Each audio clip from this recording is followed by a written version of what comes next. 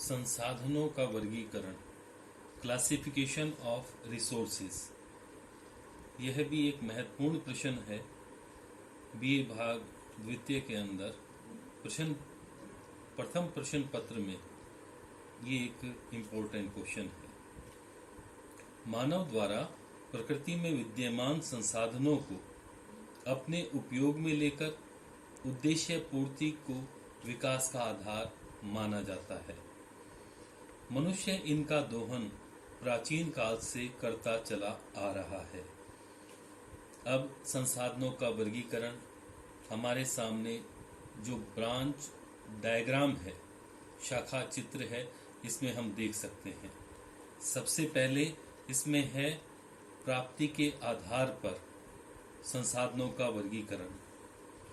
इसमें पहला सर्वसुलभ संसाधन, इसके अंतर्गत वायु, सूर्य का प्रकाश आदि आते हैं। सामान्य सुलभ जो कि आमतौर पर सभी स्थानों पर मिल जाते हैं, जैसे कृषि भूमि, चरागाह आदि। विरल संसाधनों के अंतर्गत अधिकांश खनिज पदार्थ मिनरल्स आते हैं, जैसे सोना, चांदी, लोहा, कोयला आदि। और एकल संसाधन वो होते हैं जो कि विश्व में, संसार में केवल कुछ ही स्थानों पर ही संकेंद्रित मिलते हैं, जैसे मोनाजाइट, क्रायोलाइट आदि।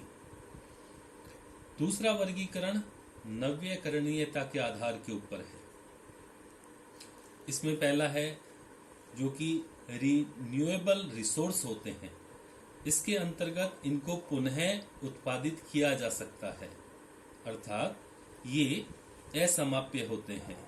इनकी सतत पुनरावृत्ति संभव होती है, जैसे सौर ऊर्जा, पवन, बहता हुआ जल, मिट्टी।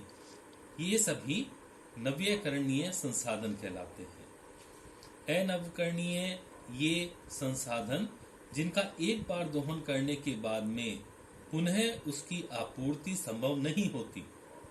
इनकी मात्रा सीमित होती है और इनके आमतौर पर निर्माण की अवधि भी बहुत लंबी होती है। और इसके उदाहरण है जैसे कोयला, पेट्रोलियम, प्राकृतिक गैस आदि। इसके अलावा इसमें चक्रीय संसाधन या रिसाइक्लेबल रिसोर्सेज होते हैं, जिनका बार बार प्रयोग किया जा सकता है। इसमें धात्विक खनिज मुख्य हैं, जैसे लोहा, सोना, चांदी। इनको विभिन्न रूपों में बार बार प्रयुक्त किया जाता है। तीसरा वर्गीकरण का आधार उत्पत्ति। इसमें है जैविक या ऑर्गेनिक या कार्बनिक पदार्थ। जिनमें जीवन क्रिया होती है वह जैविक पदार्थ कहलाते हैं, संसाधन कहलाते हैं, जैसे वन, पशु, प्राणी, वनस्पति आदि।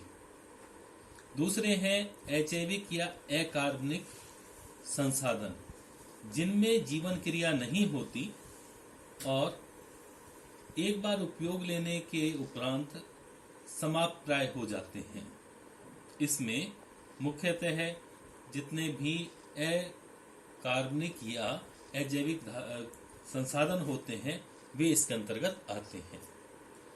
अगला इसमें वर्गीकरण का आधार उद्देश्य के आधार के ऊपर, जैसे पहला है कच्चा माल, दूसरा है खाद्य पदार्थ और तीसरा है ऊर्जा संसाधन। कच्चा माल जो कि औद्योगिक विकास का प्रमुख आधार होता है। ये कच्चा माल खनिजों से प्राप्त हो सकता है, कृषि जनित पदार्थों से या वन जनित पदार्थों से भी प्राप्त हो सकता है। खाद्य पदार्थों के अंतर्गत इसमें वनस्पति, जीव जंतुओं से प्राप्त संसाधन और खनिज जैसे चट्टानों से प्राप्त नमक, लवण, जल आदि इसमें खाद्य पदार्थ में प्रयुक्त होता है। ऊर्जा संसाधन के अंतर्गत जो भी हमें शक्ति प्रदान करते हैं वे संसाधन इसके अंतर्गत आते हैं, और ये नवीकरणीय और अनवीकरणीय दोनों प्रकार के हो सकते हैं। कोयला, पेट्रोलियम या फिर सौर ऊर्जा, पवन ऊर्जा आदि इसमें आते हैं। इसमें एक और वर्गीकरण आपके सामने है स्वामित्व के आधार के ऊपर। स्वामित्व के आधार के ऊपर ये सार्वभौमिक या अंतर्राष्ट्रीय संसाधन, इसमें जो संसाधन होते हैं वो सभी के लिए होते हैं, उनका विश्वव्यापी उपयोग होता है। जैसे सूर्य का प्रकाश, जैसे वायु, ये इसके अंतर्गत है। दूसरा है राष्ट्रीय संसाधन या नेशनल रिसोर्सेज, जो भी किसी देश की सीमाओं के अंतर्गत संसाधन या संपदा होती है वो राष्ट्रीय संपदा कहलाती है। जैसे हमारे देश की या किसी भी देश की वहाँ की खनिजों की खानें, ये सभी वहाँ के राष्ट्रीय संसाधन होते हैं।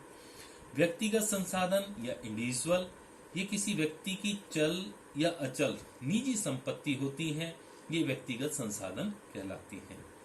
इस तरह से हम संसाधनों के वर्गीकरण को समझ सकते हैं। धन्यवाद।